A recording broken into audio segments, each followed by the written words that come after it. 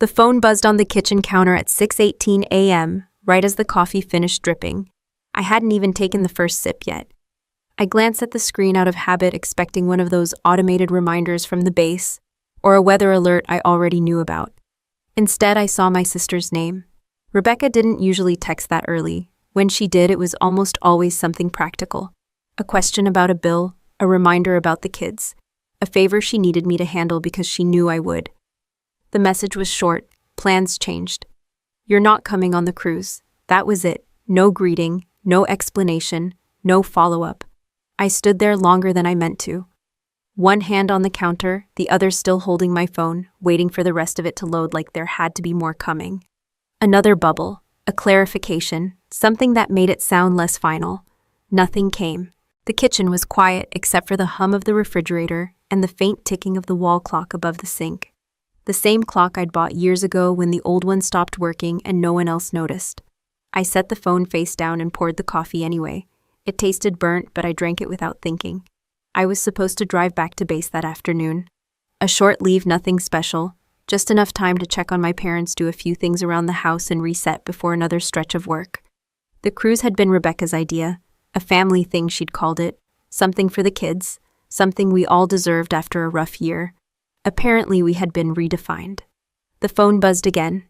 I didn't flip it over right away. I already knew what it would be. A justification wrapped in casual language, something that sounded reasonable if you didn't look too closely. When I finally checked, it wasn't better. This is really for the kids. They need time with family. Family. The word sat there like it had always been doing a different job than I thought. I typed 3 different replies and deleted all of them. None of them sounded like me. None of them would change anything. I locked the phone and slid it into my pocket, then finished my coffee standing up the way I do when I'm already halfway out of a place. Outside, the morning was gray and still. Late spring, but cold enough that I pulled my jacket tighter when I stepped onto the porch. The house looked the same as it always did. Neat, maintained, quiet. The lawn trimmed, the porch swept. All the small things no one thinks about until they don't get done. I'd paid for the cruise, every part of it. I remembered setting up the payment weeks earlier, sitting at my desk, after a long day clicking through the confirmation screens, while Rebecca sent me screenshots of cabins and emojis I didn't bother responding to. She'd said thank you then, or something close enough. I didn't call her. I didn't call my parents either. I loaded my bag into the back of my car and drove toward town instead of the highway. Muscle memory took over. There were a few things I wanted to check before I left, and once the idea formed, it didn't feel emotional. It felt procedural. At the credit union, the parking lot was already half full. Same building it had been for years. Same blue sign out front. I'd opened my first account there before I ever put on a uniform. Back when my life fit into a single duffel bag and I thought stability was something you'd have later. The teller recognized me. They usually did. "Morning, Julia," she said. "What can I help you with? I need copies of my recent statements," I said. "Everything tied to the house." She nodded without asking why. That was one of the things I liked about the place. People didn't make things personal unless you did first. While she printed, I scrolled through my phone. Another message from Rebecca came in, longer this time. "You're making this bigger than it needs to be. Don't take it personally." I almost laughed. Almost. I tucked the phone back into my pocket without responding. The papers were warm when she handed them to me. Mortgage, insurance, property tax, utilities, all my name, all my signature. I'd seen these numbers before, of course. None of it was new information. What was new was how clearly it lined up when I looked at it, without the usual mental shortcuts. I sat in my car afterward, the engine off the folder resting on the passenger seat.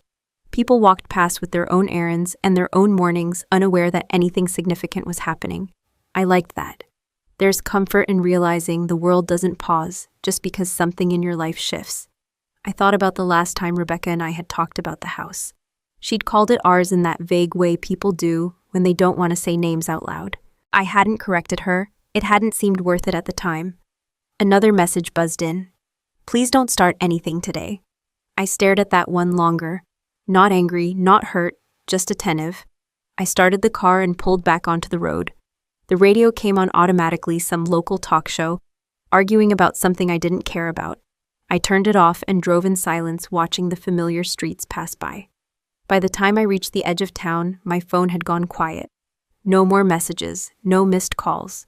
Rebecca had said what she wanted to say. I merged onto the highway and headed back toward the house, the folder still sitting where I'd placed it, the papers inside shifting slightly with each turn. I didn't feel rushed. I didn't feel dramatic. If anything, I felt steady. There are moments when you realize a line has been drawn without your consent. You don't argue with the line. You don't step over it right away either. You just stop pretending it isn't there and decide what you're going to do about it. I kept my hands steady on the wheel as the house came back into view, the same way I do when something unexpected happens at work and everyone else is waiting for direction. The driveway was empty. Rebecca must have already left to finish packing for the cruise. Good timing on her part. Or maybe just lucky. Inside, the air smelled faintly like the lemon cleaner my mom used whenever she stopped by. I set the folder on the dining table and didn't open it yet. There was no rush. I knew what was inside. What I didn't know, what I hadn't let myself line up before, was how long this pattern had been running without me naming it. I poured another cup of coffee, this one better than the first, and leaned against the counter while it cooled. The quiet felt familiar. I've spent enough mornings alone to recognize the difference between peaceful and avoidant. This wasn't avoidance. This was space. When Rebecca's life started to wobble years ago, it hadn't been dramatic at first.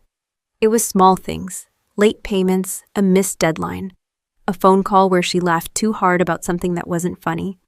Then came the bigger pieces, the divorce, the credit cards she couldn't keep up with, the letter from the bank she pretended she didn't understand. I had been stationed out of state then. Different time zone, different routine. I remember taking her call after a 12-hour day, sitting on the edge of my bunk, boots still on. She didn't ask for help directly. She never did. She talked around it until I filled in the gap myself. I just don't know what I'm going to do, she said. The kids need stability. That word again. Stability. It always landed on me like a job assignment. I told her I'd look at my finances. I told her we'd figure something out. That was the moment everything tilted, even if it didn't feel like it at the time. The house came next. She couldn't qualify for a loan after the bankruptcy. Too recent. Too many marks on her credit. I could. Good income. Clean history. Military pay doesn't impress people, but it does reassure banks. The plan was simple. I'd buy the house. She'd live there. She'd get back on her feet. We didn't put a timeline on it because everyone hates timelines when they're the ones who might miss them. At closing, the agent asked if Rebecca wanted to be added anywhere on the paperwork. Rebecca waved it off like it was a technicality. It's all family, she said. I signed where they told me to sign. I didn't correct her then either. From that point on, the payments just folded into my life. Mortgage, insurance, property taxes, utilities when she forgot. Repairs when something broke. It wasn't one big sacrifice. It was 100 small ones, the kind you barely notice because you're already used to carrying weight.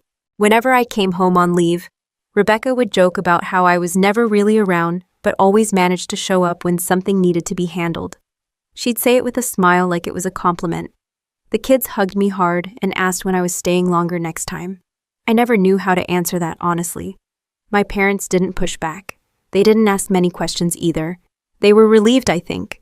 Relieved that someone had stepped in. Relieved they didn't have to choose sides or rearrange their own lives. Whenever I tried to explain how stretched I felt, my mom would pat my arm and say, "You've always been the strong one. Strong, reliable, capable." Those words can sound like praise until you realize they're being used as permission. I checked my phone again. No new messages. That almost bothered me more than the earlier ones. Rebecca knew how to keep pressure on when she wanted to. The silence felt calculated, like she'd said her piece and moved on. I carried the folder into the living room and sat on the edge of the couch. Family photos lined the shelves. Holidays, birthdays, school plays. I'd flown in late for and left early. In most of them, I was standing just off to the side, half turned toward the camera, like someone who hadn't quite decided where they belonged. There was one picture from the year we moved Rebecca into the house. She was smiling, wide keys in her hand. The kids were bouncing with excitement. I was there too, holding a cardboard box caught mid-step. I remembered that day clearly. How tired I was. How satisfied I felt anyway. I'd told myself it was temporary. I always did. The cruise had been pitched as a reset, a reward. Rebecca talked about it like a necessity. The kids have been through so much, she said. We need this. I agreed without checking the details too closely. I paid for it the same way I paid for everything else, quickly, quietly, without turning it into a conversation. I wondered now when the idea had shifted. when we turned into "you're not coming" without anyone thinking they owed me an explanation. Another message finally came through. "Don't make this weird, Julia." I read it once, then again. The phrasing was almost impressive. It managed to sound reasonable while putting the responsibility squarely on me, as if my reaction, not her decision, was the problem waiting to happen. I didn't reply. Instead, I stood and walked through the house slowly. Not inspecting, not reminiscing, just observing. The patched drywall in the hallway. The new fridge Rebecca had bought without asking and then asked me to help pay for after the fact. The back door that never quite latched right. None of it felt dramatic. It felt documented. By the time I reached the front door again, my coffee had gone cold on the counter. I didn't bother reheating it. I picked up the folder and slid it into my bag, then grabbed my keys. Outside, the sky had started to clear. The kind of late morning light that makes everything look honest, whether you want it to or not. I locked the door behind me and stood there for a second, listening to the click of the bolt. For years, I'd told myself that family meant flexibility, that being understanding was the same thing as being fair. Standing there, keys in hand, I finally allowed a different thought to settle in. If something depends entirely on you and can disappear the moment you're inconvenient, it isn't shared. It's borrowed. And borrowed things come with expectations that no one ever bothers to say out loud. I walked back to the car without checking my phone again, the weight of the folder steady against my side. The sense of obligation I'd been carrying for years starting to feel less automatic and more optional. I set my phone face down on the passenger seat before pulling out of the driveway, like it might try to interrupt me if I didn't. The screen stayed dark as I drove, which was either restraint on Rebecca's part or a sign she'd decided the conversation was finished. Either way, I didn't reach for it. The road out of town was familiar. I'd driven it 100 times in uniform, half awake, already shifting my brain into work mode before I reached the base gate. This time, there was no briefing waiting for me, no schedule to follow. Just miles of pavement and the quiet that comes when you stop filling every gap with someone else's noise. At a red light, my phone buzzed once. I didn't look. The light turned green. I went. Silence gets misunderstood. People think it's passive or emotional, something you do when you don't have a good argument ready. In my line of work, silence usually means the opposite. It means you're observing. It means you're not wasting energy on things that don't change outcomes. Rebecca knew how to fill space. She always had. If I stayed quiet long enough, she'd either escalate or move on. I was fine with either. I pulled into a gas station just off the highway and parked near the back. The kind of place with decent coffee and clean bathrooms, which already put it ahead of most. Inside, the clerk nodded at me without interest. I grabbed a bottle of water and stood in line behind a guy arguing about lottery tickets. Normal life, still happening. Outside again, I leaned against my car and finally checked my phone. 3 messages. "You're being dramatic." I didn't mean it like that. "Call me when you're ready to talk." Ready to talk. As if this was about timing instead of boundaries. I typed a response and erased it. Then typed another and erased that too. Anything I sent right now would be interpreted as negotiation. I wasn't negotiating. I was deciding. I drove the rest of the way back in silence, no radio, no podcasts, no background noise pretending to be company. My mind kept drifting to work, not because I wanted to escape, but because it was where my instincts made sense. In the army, when something goes wrong, you don't start by explaining how you feel about it. You assess. You gather information. You identify what's within your control and what isn't. Emotion comes later if it comes at all. Family doesn't usually operate that way. Family runs on assumptions and habits, on things that have always worked because no one questioned them. I parked in front of the house again, noticing details I'd overlooked for years. The cracked edge of the driveway, the mailbox leaning slightly to the left. The new welcome mat Rebecca had bought last month, bright and cheerful and already curling at the corners. It said "home" in big letters. I wondered who she thought it was welcoming. Inside, I set my bag down and didn't take my shoes off. That was new. I walked straight to the dining table and spread the statements out, not to reread them, but to anchor myself in something solid. Numbers don't argue. They don't guilt trip. They don't change their story depending on who's asking. My phone buzzed again. This time, it was my mother. "Your sister says you're upset." I let that one sit. Of course she'd called them. That was Rebecca's pattern too. She'd always preferred an audience. It made her version sound more reasonable when it came pre-approved. I imagined my mom standing in her kitchen, phone pressed to her ear, trying to smooth things over before they got uncomfortable. She hated conflict. She especially hated conflict that required her to acknowledge how uneven things had become. I didn't call back. That choice felt heavier than ignoring Rebecca. Family hierarchy doesn't disappear just because you grow up and put on a uniform. Saying nothing to my parents wasn't avoidance, it was containment. If I let this turn into a group discussion, I'd lose control of it before I finished understanding it myself. I poured myself another glass of water and leaned against the counter. The house felt different when I wasn't mentally bracing for the next request. Bigger, quieter, less like a temporary shelter, and more like a structure I'd been propping up from the outside. I thought about how often I'd explain my schedule to Rebecca, how I'd apologize for deployments like they were personal choices, how I'd said I'll figure it out more times than I could count even when I already had. My phone buzzed again, a voicemail this time. "Julia, don't do this." Rebecca said, her voice tight. "You're taking this way too far." I didn't delete it. I didn't listen to it again either. I just set the phone down next to the papers and left it there like an exhibit. The thing about being labeled the reliable one is that people don't notice when you stop volunteering. They only notice when the results change. Until then, they assume you'll show up like you always have, clean up whatever mess is in front of you, and absorb the cost quietly. I wasn't angry yet. That surprised me. If anything, I felt focused, like I'd finally stopped compensating for other people's choices and was seeing the situation at its actual size. I stepped outside and walked the perimeter of the house, something I used to do automatically whenever I visited, checking for loose boards or things that needed fixing. Halfway around, I realized I didn't need to do that anymore. The instinct was still there. The obligation wasn't. From the backyard, I could hear a neighbor mowing their lawn. Someone laughed. Somewhere down the street, a car door slammed. Life continued without checking in with me first. That felt grounding. When I went back inside, I picked up my phone and changed one setting. Notifications off. Not permanently. Just enough to give me control over when I engaged. I didn't feel cut off. I felt deliberate. On the table, the statements sat in neat rows. My name printed clearly at the top of each page. I gathered them back into the folder and closed it, not with finality, but with intention. There was no urgency in the movement, no dramatic pause, just a decision settling into place. Silence isn't what you choose when you have nothing to say. It's what you choose when you're done explaining yourself to people who weren't listening in the first place. I carried the folder back to the table and opened it again, this time slower, like I was walking through a checklist instead of revisiting a memory. That's how my brain works when something needs to be understood cleanly. Emotion muddies things. Paper doesn't. Mortgage statement first.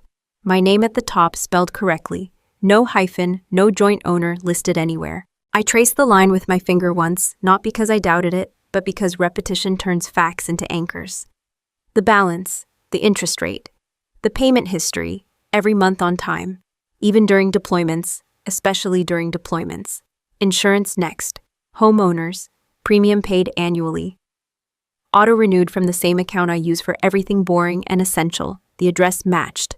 The coverage limits were conservative. That was my doing. I don't gamble on things that can collapse. Property tax notice, county seal in the corner, parcel number. Again my name. Again no surprises. I remembered Rebecca complaining about the tax increase last year, how she'd said, "We really need to do something about this place." I'd written the check. Utilities were last. Power, water, gas. A mix of direct debit and manual payments depending on which service had tried to overcomplicate things. A few late fees sprinkled in from the months Rebecca had said she'd handle it and then forgot. I hadn't made a big deal out of those either. It hadn't seemed worth the conversation. Seeing everything laid out together changed the scale of it. Individually, each bill had felt manageable. Together, they formed a picture that was harder to ignore. This wasn't help. This was infrastructure. I flipped to the back of the folder where I'd tucked older documents I rarely looked at. The closing paperwork, the deed, my signature again dated years earlier. I remembered the day clearly now. The stale coffee in the office. The agent's practiced smile. Rebecca checking her phone while I initialed page after page. The language was plain. Ownership was not a suggestion. It wasn't symbolic. It wasn't emotional. It was recorded. My phone buzzed on the table, lighting up the edge of the papers. A text from Rebecca. "I don't understand why you're doing this." I didn't answer. Not because I was trying to punish her, but because the question itself was wrong. I wasn't doing anything. I was looking at what already existed. I leaned back in the chair and let my eyes move around the room. The furniture was a mix of old and new, some pieces I'd bought, some Rebecca had picked out after she moved in. The couch had a stain on one arm she'd never quite managed to get out. The dining table had a scratch from when one of the kids dragged a chair too close. None of it bothered me. Wear happens when people live somewhere. What bothered me was how easy it had been to blur the line between living somewhere and owning it. At work, we don't confuse access with authority. If your name isn't on the order, you don't issue it. If you didn't sign for the equipment, you don't decide where it goes. No one takes that personally. It's just structure. Family had a way of pretending structure was optional right up until someone tried to use it. I gathered the papers into 2 stacks: current obligations, long-term obligations.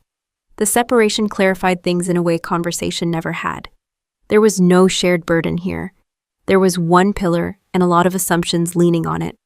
Another text came in this time from my father. "Your mom is worried. Maybe you should talk to your sister." That was as close as he ever got to taking a position. Not asking what happened. Not asking how I felt. Just an attempt to restore quiet. I set the phone aside and stood up. The chair scraped lightly against the floor. I noticed the sound because I'd been moving carefully all morning, like noise itself might trigger something. It didn't. In the hallway, I opened the small closet where we kept paperwork no one wanted to sort. Old manuals, appliance warranties, a jumble of envelopes Rebecca swore she'd organize someday. I pulled out a box and carried it back to the table. Inside were receipts, repairs, the water heater replacement from 2 winters ago, the roof patch after the storm, the plumber's invoice for a leak that wasn't that bad, my card number on all of them, my signature on some. I wasn't angry flipping through them. I was methodical. Anger wants witnesses. This didn't.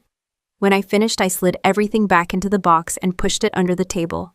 Not hidden, just contained. There was a difference. I sat again and checked my watch. Late morning now. The cruise would be boarding soon if it hadn't already. I pictured Rebecca rushing around barking orders, making sure everyone had their documents. She liked being in charge when there was an audience. The thought didn't sting the way it might have earlier. It landed flat like information without attachment. I opened my laptop and logged into my banking app, not because I planned to do anything immediately, but because it was part of the same process. Verify, confirm, remove assumptions. The balances were healthy, predictable, nothing had been touched without my knowledge. That at least was consistent. I noticed then how little space there was between understanding and capability. Once you see the truth of something, the options don't feel theoretical anymore. They feel available. My phone buzzed again. Rebecca calling this time. I watched it ring until it stopped. A voicemail icon appeared. I didn't listen. I closed the laptop and folded the folder shut, pressing the edges flat with my palm. The weight of it felt appropriate. Not heavy, not light, just accurate. For years, I'd treated these documents like background noise, something that supported life, but didn't define it. Sitting there with the house quiet and the daylight steady through the windows, it was clear they defined far more than I'd admitted.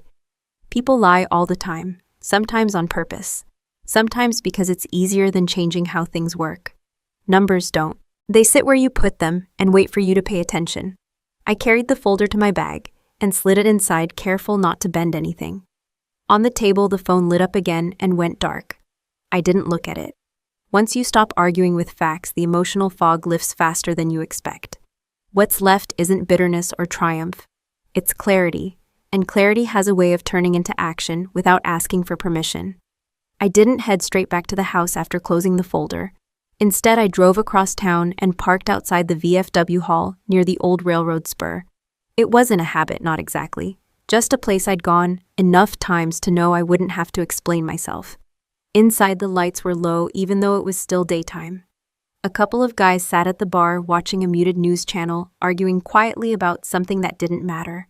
The air smelled like coffee that had been sitting too long and disinfectant used with good intentions. I ordered a water and took a seat near the end back to the wall. Old instinct. Daniel Brooks spotted me before I waved him over.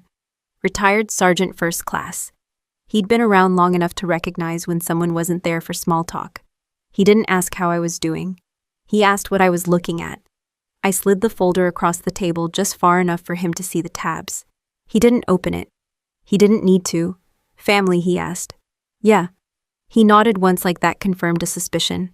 Those are the hardest supply problems. Everyone thinks they own the inventory. I took a sip of water. I don't want to make it ugly. He leaned back in his chair, arms crossed. Ugly usually shows up when people realize the rules apply to them. That was Brooks. No speeches. No motivational posters disguised as advice. Just the shortest line that landed where it needed to. I told him the basics. Not the emotions. The facts. Who paid for what? Who lived where? The text message. The cruise. He listened without interrupting, eyes on the condensation sliding down his glass.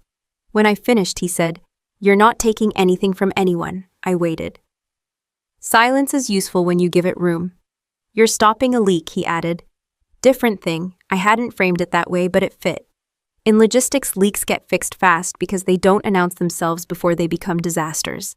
You don't argue with a leak about how long it's been there. You shut it down. Family's going to say I overreacted, I said. Family always says that, Brooks replied. They never say you underreacted. That doesn't serve them. I let that sit. Outside, a train horn sounded in the distance, long and low. The guys at the bar didn't look up. Familiar noise stops registering after a while. What would you do? I asked. He shrugged. I'd follow the chain of command. In this case, that's the law. That was the first time the idea felt less abstract, not emotional. Procedural. In uniform, we don't confuse intention with outcome. We work within systems because systems don't take things personally. I left the VFW without lingering, the folder tucked under my arm like a manual I already knew how to read. On the drive back, my phone stayed quiet. Either Rebecca had run out of things to say, or she'd decided to wait me out. She'd always been good at waiting when she thought time would soften people. At the house, I unlocked the door and went straight to the spare room, the one that had turned into a catch-all for things no one wanted to sort. I pulled the file cabinet open and slid the folder into an empty drawer, not hiding it, just placing it where it belonged. I sat on the edge of the bed and stared at the wall for a minute. The military trains you to separate what you feel from what you do. Not because feelings are bad, but because decisions get sloppy when you let them drive. Rebecca's voice echoed in my head. Not from a message, but from years of conversations. You don't understand what it's like. You're not here. This is different. Different had always been the excuse. Different had never come with a plan. I opened my laptop again this time. Not to look at numbers, but to look up a name. Laura Whitman, civil attorney, local, experience with property disputes and military clients. I'd seen her name before on a flyer at the credit union tucked between announcements about financial planning and tax season. I didn't call yet. I just saved the number. The afternoon light shifted, casting longer shadows across the living room floor. I stood and walked through the house again, this time with a different lens. Not sentimental, not resentful, strategic. The bedrooms were clean but cluttered. The kids' rooms especially. Toys everywhere, clothes on the floor, signs of life, signs of dependence. I'd never resented that. Kids don't choose their circumstances. Adults do. In the kitchen, I opened the cabinet under the sink and checked the shutoff valve for the water. Still worked. I noted it automatically the way I always did. Some habits don't disappear just because you stop needing them. My phone buzzed while I was standing there. A group text from Rebecca this time, my parents included. Can we all just calm down and talk about this like adults? I read it once and didn't reply. Group messages were designed to corner people, to make silence look unreasonable. I wasn't playing that game. I turned the phone face down on the counter and finished checking what I needed to check. When I was done, I washed my hands and dried them slowly, methodically. Nothing about this felt rushed. That surprised me. In my work, the worst mistakes happen when people confuse urgency with importance. This wasn't urgent. It was important. I went back to the living room and sat in the chair by the window, the one that faced the street. From there, I could see the driveway, the mailbox, the sidewalk Rebecca liked to complain about. Everything looked ordinary. That was the point. I thought about the cruise again, about Rebecca laughing somewhere warm and expensive, convinced she'd drawn a line, and I'd step back into my usual place. I didn't feel spite. I felt distance. Perspective does that. It pulls you out of the story you've been assigned and lets you read it like a report. When you do that, patterns jump out fast. By the time the sun dipped lower, I'd stopped thinking about what I owed anyone and started thinking about what I was responsible for. Those aren't the same thing, even though people like to pretend they are. I picked up my phone and opened the contact list, scrolling past names I hadn't called in years. When I reached Laura Whitman's number, I didn't hesitate. I tapped it once and waited, listening to the ringtone steady and unremarkable. My posture relaxed, my voice ready to stay, even when someone finally answered. Laura Whitman's office sat above a bakery that smelled like sugar and warm bread, which felt wrong for a place where people came to untangle their lives. The stairwell creaked in a way that suggested it had opinions. I climbed anyway, steady pace, folder under my arm. Shoulders relaxed. If you walk into a lawyer's office looking rattled, you invite drama. I wasn't interested in that. Laura was younger than I expected, early 40s, maybe hair pulled back, sleeves rolled up like she planned to work instead of perform. She shook my hand firm and brief, then motioned to a chair without the preamble people use when they're trying to be friendly. "Tell me what's real," she said. "Not what you feel." I liked that. I laid the folder on the desk and opened it to the first tab. Mortgage, deed, insurance, utilities. I didn't narrate. I let the documents do their job. Laura flipped pages, marked spots with a yellow sticky, nodded once or twice. "House is solely titled in your name," she said. "No lien holders besides the mortgage. No co-ownership, no trust." "That's right. Anyone have a written agreement to live there?" she asked. "No." "Anyone paying rent?" "No." She leaned back. "Okay." She asked about my job. Not where I worked, but what obligations came with it. Active duty, leave status, any orders pending. I answered cleanly. She took notes without reacting. "Selling is legal," she said finally. "You don't need permission. You don't need notice beyond what the buyer requires. This doesn't violate your service obligations. You're not abandoning dependents. You're not evicting a tenant with a lease. You're disposing of an asset you own." I waited for the but. Lawyers usually add one. "There will be noise," she continued. "Your family will say words like betrayal and fairness. None of those are legal terms." "Could they stop the sale?" I asked. "No," she said. "They can complain, they can threaten. They can file something that goes nowhere." The law's pretty boring on this point. Boring was good. She asked why now, not in a curious way, in a due diligence way. "My sister told me I'm not family enough to be included," I said, "but family enough to keep paying." Laura didn't smile. She didn't frown either. She just nodded and wrote that down like it belonged in the margins. "Timing matters," she said. "If you want to move quickly, there are ways to do that without cutting corners." She explained the market. Military town. Demand steady. VA loans pre-approved. Cash buyers who didn't want to wait. A realtor she trusted who worked quietly and moved fast. None of it sounded dramatic. It sounded like work. "I don't want this to be ugly," I said again. "Ugly comes from secrecy," she replied, "not speed." I appreciated the distinction. We talked through scenarios. Rebecca showing up angry. Rebecca calling the police. Rebecca calling my chain of command. Laura didn't laugh any of them off. She addressed them one by one calmly, like someone crossing items off a list. "Police won't do anything if paperwork is clean," she said. "Your command won't care if you handle your personal affairs legally, and it doesn't affect readiness. Keep communication factual. Don't explain yourself to people who aren't in a position to decide anything." That last part landed. I signed an engagement letter and slid my card across the desk. Laura didn't ask questions about my finances. She'd already seen enough. Outside, the bakery smell felt heavier. I walked past it without stopping, the late afternoon sun bouncing off parked cars. The world hadn't shifted. I had. On the drive back, my phone lit up again.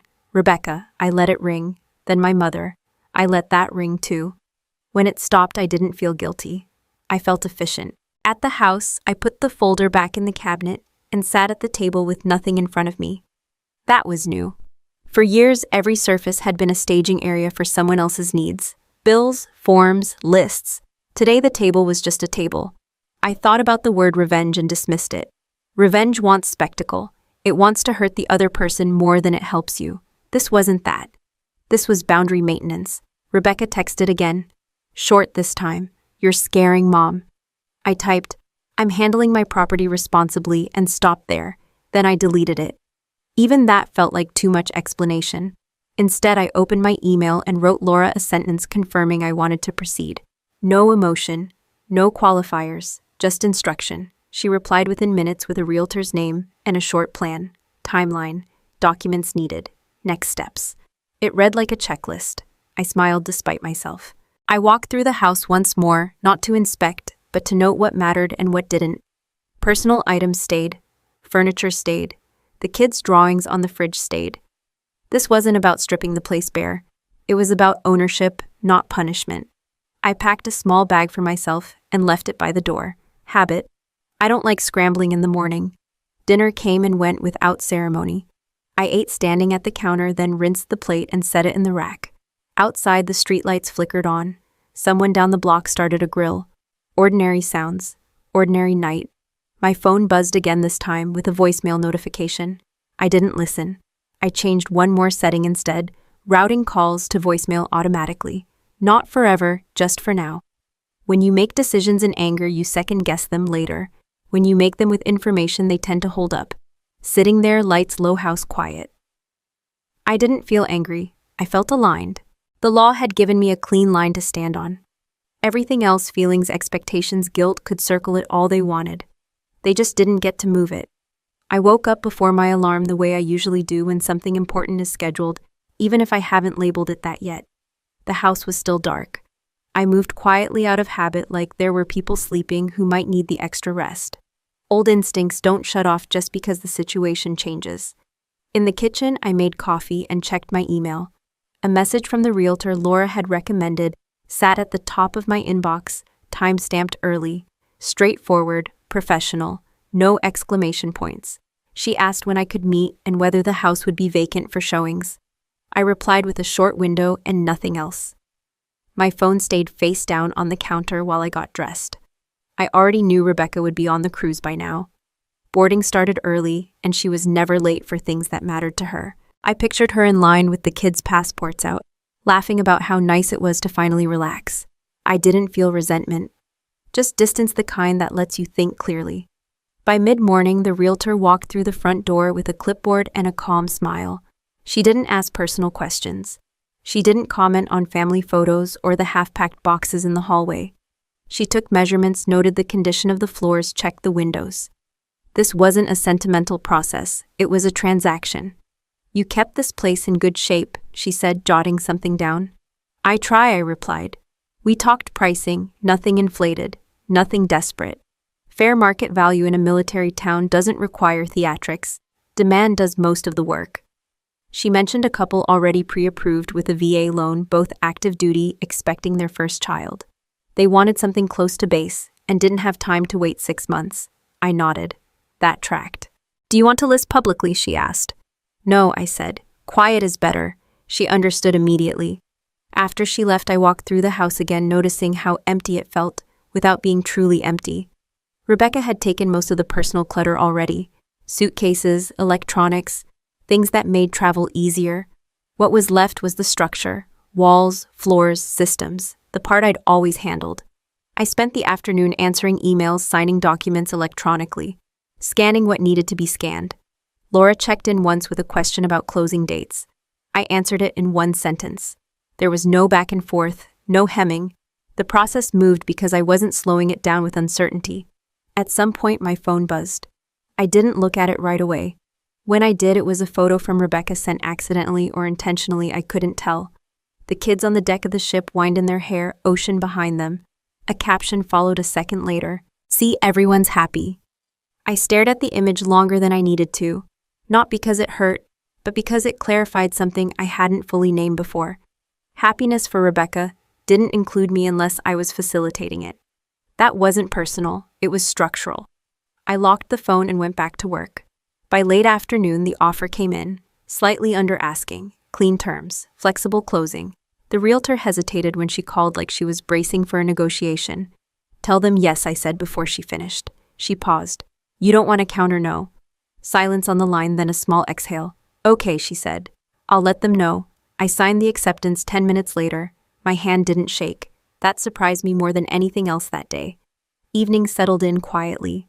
I made dinner and ate it at the table alone. I didn't rush. I didn't scroll. I let the day land where it needed to, somewhere between intention and completion. Laura emailed to confirm next steps. Inspection waived, appraisal expedited, Closing scheduled sooner than average, all of it within the boundaries she'd already outlined. No corners cut, no favors pulled. My phone buzzed again, a voicemail from my mother this time. I didn't listen, I could guess the tone. Concern wrapped in confusion filtered through whatever version of events Rebecca had supplied. I packed another small box, this one with my personal documents, and a few things I didn't want to leave behind. Not because I was running, but because I prefer to keep what matters close. It's easier that way. The next morning, the inspection happened without me there. The inspector sent a report with photos and notes, minor issues, normal wear, nothing that would derail the sale. I forwarded it to Laura and closed the app. The buyers came by once briefly to walk through. I stayed in my car down the street while they did. It felt strange watching strangers step onto a porch I'd paid for, but not wrong. Ownership isn't about sentiment. It's about responsibility. I'd carried mine. Now it was changing hands. The call from the realtor came just after lunch. "They're excited," she said. "Everything's moving." "Good," I replied. I didn't check my phone again until evening. Several missed calls, more messages. None of them changed the facts. None of them needed responses. When the sun dipped low, I stood in the living room and looked around one last time, not as a farewell, but as a confirmation. The place had served its purpose. It had done exactly what it was supposed to do. So had I. I locked the door and dropped the keys into my bag, not ceremoniously, just carefully, like something that might be useful later. The street was quiet. A neighbor waved as I walked past. I nodded back. Somewhere out on the water, Rebecca was probably telling someone how relieved she felt that things had finally settled down. I didn't begrudge her that thought. Relief comes easily when you believe the foundation under you is permanent. I drove away without turning on the radio. The city light stretching out ahead of me, the timeline of the day, already compressed into a sequence of completed tasks. Celebration and consequence don't always happen in the same place. That doesn't make either one less real.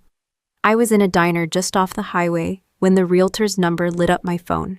Vinyl booths, chipped mugs, a menu that hadn't changed since the 90s. I slid my coffee closer and answered on the second ring. "They're home," she said. No greeting, no filler. "Your sister and her family just pulled into the driveway." I didn't ask how she knew. In small towns, movement travels fast. I stayed where I was, listening to the hum of the refrigerator behind the counter, the scrape of a chair on linoleum. "Okay," I said. A few minutes passed. Then the phone buzzed again, same number. "The key didn't work," she said. She tried it twice. I pictured it without effort. Rebecca stepping up to the door, suitcase still in the trunk, phone tucked under her arm. The familiar motion of sliding the key in, expecting the click. The pause when it doesn't turn. The second try, harder, like force, might correct a misunderstanding. The waitress topped off my coffee without asking. I nodded thanks and took a sip. It tasted exactly like diner coffee should. "She's calling you," the realtor added. "I'm aware." Another minute. Then my phone lit up with Rebecca's name. I watched it ring until it stopped. A voicemail icon appeared. I didn't open it. The next call came from my mother. I let that ring too. When the phone buzzed again, it wasn't a call. It was a text from an unfamiliar number. "This is Officer Grant. Please call me." I paid the bill and walked out into the parking lot. The air was warmer than I expected, the kind of afternoon heat that makes people irritable without realizing why. I leaned against my car and dialed the number back. "Ms. Mercer," the officer said. "I'm here at a property on Willow Drive. There's a dispute." "There isn't," I said. "There's confusion." He didn't argue. "Are you the owner?" "Yes." "Did you sell the property?" "Yes." "Do you have documentation?" "Yes." "Okay," he said. "Can you email it to me?" I sent the deed and the closing confirmation from my phone. The process felt routine. It should have. The law doesn't escalate just because emotions do. There was a pause on the line. Muffled voices in the background. Then the officer came back. "Everything checks out," he said. "You're not required to be here." "I know, she's upset, I'm aware." He cleared his throat. "Do you want to say anything to her?" I considered it, not what I wanted to say. What would actually change something? "No," I said. "Please let her know I'm available to communicate through my attorney. That might be for the best," he replied. I ended the call and sat in the car for a moment, hands resting on the steering wheel. My phone buzzed again, this time with a voicemail notification from Rebecca. I didn't listen. I didn't need the soundtrack. I drove back toward town slowly. Not because I was stalling, but because I didn't have anywhere I needed to be. At a stoplight, I checked my messages. Several missed calls, texts stacked on top of each other. What did you do? This isn't funny. You can't do this to us. Call me right now. I didn't respond. By the time I reached the edge of the neighborhood, the street was blocked by a moving truck. I parked a block away and walked the rest of the distance, staying on the opposite sidewalk. The house looked different already. The lawn had been trimmed shorter. A new planter sat near the steps. Subtle changes, but enough to signal transition. Rebecca stood in the driveway, phone pressed to her ear, face flushed. My parents were there too, standing off to the side, like spectators at the wrong event. The kids hovered near the car, quiet, confused. A man I recognized from the buyer's paperwork opened the door halfway. The chain still on. He spoke calmly, hands visible, posture apologetic. His wife stood behind him, one hand resting on her stomach. "This is our home," Rebecca said, loud enough for the neighbors to hear. "I understand," he replied. "But we closed this morning." The officer stepped between them, voice even, body language neutral. Paperwork exchanged hands, heads nodded. Rebecca's volume dropped, not all at once, but in stages, as each option closed off. My mother spotted me then.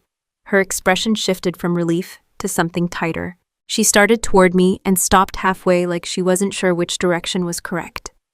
I didn't move. The officer finished his explanation and turned back to Rebecca.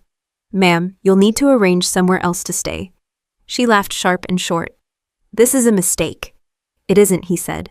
Her eyes finally found mine across the street. For a moment there was disbelief. Then recognition. She walked toward me fast, phone clenched in her hand. "How could you do this?" she demanded. While we were gone, I kept my voice level. "I sold my property. You knew we'd be here," she said. "You embarrassed us. You excluded me," I replied. Not loud, not dramatic, just accurate. My father tried to step in. "Let's all calm down," he said.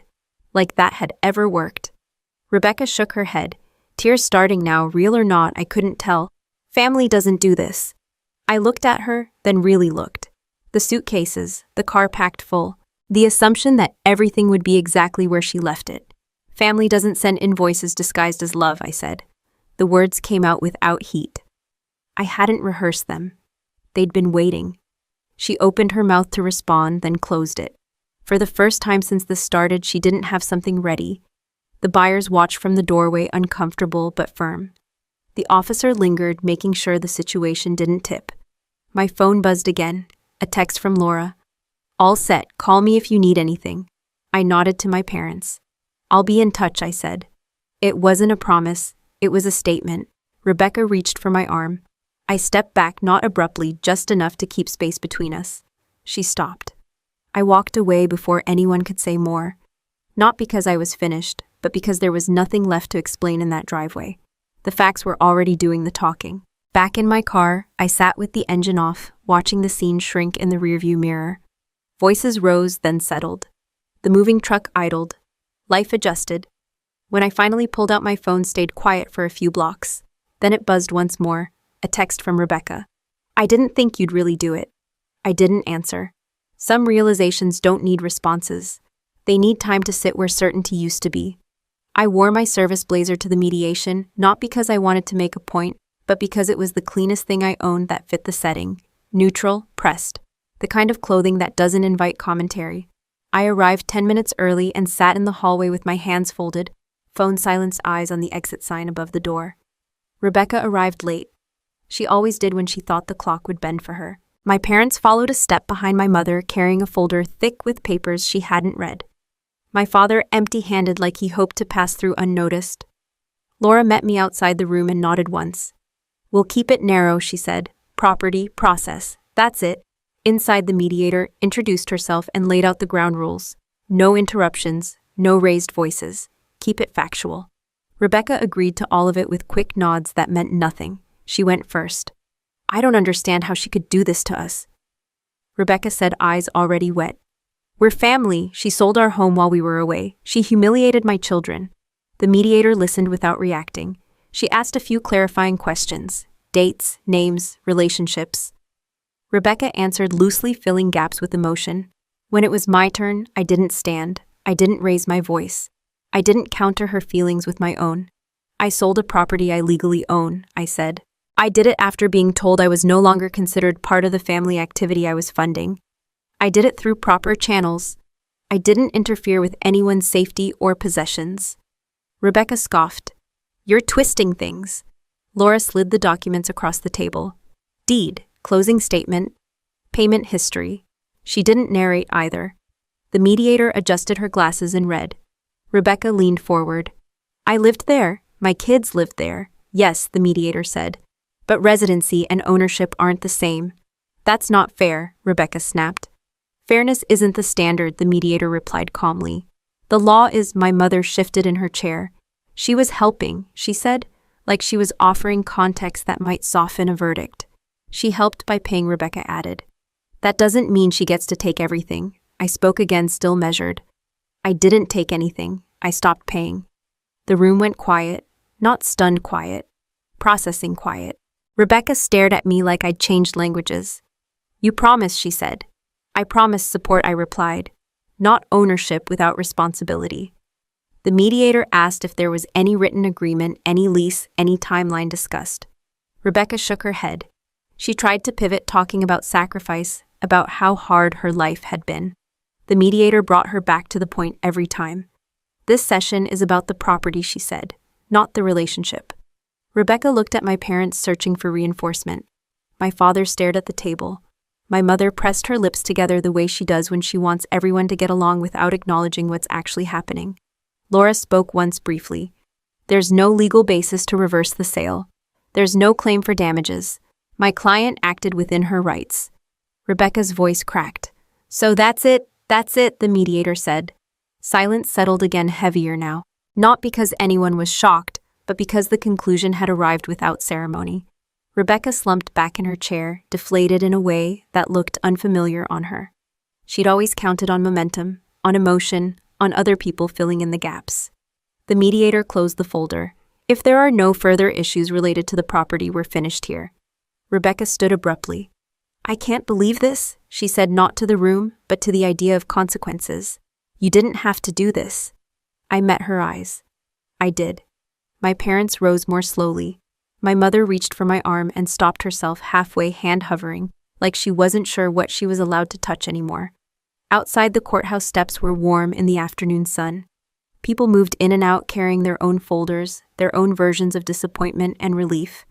Rebecca walked ahead, phone already in her hand, anger tightening her shoulders. My father lingered. You didn't have to make it so final, he said quietly. I didn't make it final, I replied. I acknowledged reality. He nodded, not in agreement, but in resignation. My mother hugged me, brief and stiff. I just want peace, she whispered. So do I, said. They left together. I watched them go until they blended into the crowd. Laura stood beside me, hands in her pockets. This will cool off, she said. Not today, but it will. I'm not waiting for it to, I replied. She smiled, small and professional. That's usually the right call. I walked down the steps alone, the weight I'd been carrying for years, noticeably lighter, not because anything had been forgiven, but because it had been named. The law hadn't taken sides. It had clarified lines. My phone buzzed as I reached my car. A text from Rebecca. You chose money over family. I typed a response and erased it, then typed another and erased that too. Finally, I sent one sentence. I chose boundaries. I started the engine and pulled away, the courthouse shrinking in the rearview mirror, replaced by traffic and ordinary streets. Nothing about the drive felt triumphant. It felt settled. Later that evening, I unpacked a box in my new place and found the spare key to the old house at the bottom. I turned it over in my palm once, then set it in a drawer with other things I no longer needed to carry around. Some people think entitlement comes from wanting too much. Most of the time it comes from never being told no. I moved into the rental on a Thursday morning, the kind of day when nothing feels ceremonial. The place was small and clean, close enough to base that I could hear the distant cadence calls if the wind was right. One bedroom, a narrow kitchen, a table that fit 2 chairs. If you didn't mind bumping knees, it was enough, more than enough. I unpacked in straight lines, clothes on hangers, documents in a single drawer, boots by the door, no boxes stacked for later. I don't like carrying things I don't need to carry.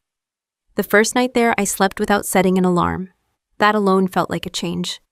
I woke up before dawn anyway, but the quiet was different. No house sounds settling, no footsteps above me, no expectation that someone might need something before breakfast. My phone stayed quiet longer than I expected. When it did buzz, it wasn't Rebecca. It was my mother. "I just wanted to hear your voice," she said when I answered. Her tone was careful, like she was stepping onto ice. "I'm fine," I replied. It was true. She asked about the place, about work, about whether I was eating enough. She didn't ask about the house or the mediation. I didn't offer. We talked around the edges of things, the way people do when they're not ready to admit the center has shifted. Before hanging up, she said, "I wish this hadn't gone so far." "So do I said. And I meant it without conceding anything. At work, everything snapped back into place. Briefings, emails, deadlines that didn't care about family dynamics. I appreciated that. Structure is honest. It tells you where you stand without asking how you feel about it. A few people noticed the address change in my file. No one asked why. Military culture has an unspoken rule about personal business: handle it, then move on. On Friday evening, I stopped by the VFW again, not to talk, just to sit. Brooks nodded when he saw me and slid a glass of water across the table. "You look lighter," he said. "I am," I replied. He didn't ask follow-up questions. That's how you know someone respects the process. The weekend passed without incident. No surprise visits, no late-night calls. The silence didn't feel like punishment anymore. It felt like breathing room. On Monday, a text came through from an unfamiliar number. One of Rebecca's kids. "Aunt Julia, Mom says you're mad at us." I stared at the message longer than I meant to. Kids don't weaponize words on purpose. They repeat what they hear. "I'm not mad at you," I typed. "I just needed to make some changes." There was a pause. "Then are we still family?" I didn't rush the answer. Not because it was complicated, but because it deserved to be precise. "Yes," I wrote. "Family doesn't disappear, but it does change how we treat each other." A few dots appeared, then vanished. No reply came after that. I hoped the words would land somewhere useful. Rebecca didn't reach out. That didn't surprise me. She'd always needed time to rewrite events in a way that made sense to her. I wasn't participating in that edit. Midweek, Laura emailed to confirm everything had finalized cleanly. No filings, no appeals, nothing pending. She added a single line at the end. "You handled this correctly." Correctly mattered more to me than kindly. I settled into a rhythm. Morning runs, work, evenings that didn't involve managing someone else's stress. The rental started to feel less like a temporary solution and more like a base of operations. Neutral ground. My ground. One night, I found myself cooking for one and burning the first batch of chicken because I'd been answering emails at the same time. I laughed out loud alone in the kitchen. The sound surprised me. It hadn't happened in a while. Another text came in from my mother a few days later. "Rebecca says she might need some time." I read it and set the phone down. Time was fine. Time didn't require action. The following weekend, I drove past the old neighborhood without intending to. Different route, muscle memory. The house looked settled. The new owners had hung a flag by the porch and planted flowers where Rebecca had never gotten around to it. It didn't sting. It felt complete, like closing a file after the last signature. At a red light, my phone buzzed again. This time it was Rebecca. "I don't recognize you anymore," she wrote. I typed, "You never really did," then erased it. Not because it wasn't true, but because it wouldn't help. Instead, I replied with one sentence. "I'm still me." There was no response. That night, I laid out my uniform for the next day and polished my boots, slow and deliberate. Routine has a way of stitching things back together without asking permission. Before bed, I opened the drawer where I'd put the spare key from the old house. I turned it over once more, then dropped it into the bottom of the trash bag and tied it off. Not dramatic, just done. Some people confuse peace with agreement. They're not the same. Peace is what happens when you stop negotiating your own boundaries. As I turned out the light, my phone buzzed one last time. A message from the same number as before. "Good night, Aunt Julia." I smiled, set the phone face down, and let the quiet settle in around me, the kind that doesn't ask you to explain yourself. I left before sunrise, the way I always do when I'm heading back to base. The parking lot outside the rental was empty. The air cool enough to fog the windshield for a moment before the defroster caught up.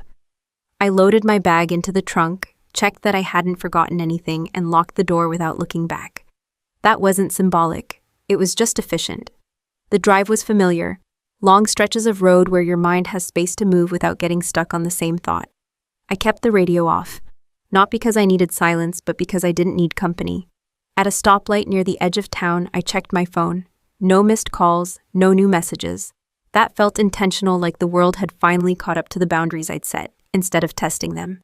On base, everything was exactly where it should be. Security gate, ID check, routine greetings. No one asked how my leave went. They never do. In uniform, you're expected to handle your life off-duty the same way you handle your work, quietly and competently.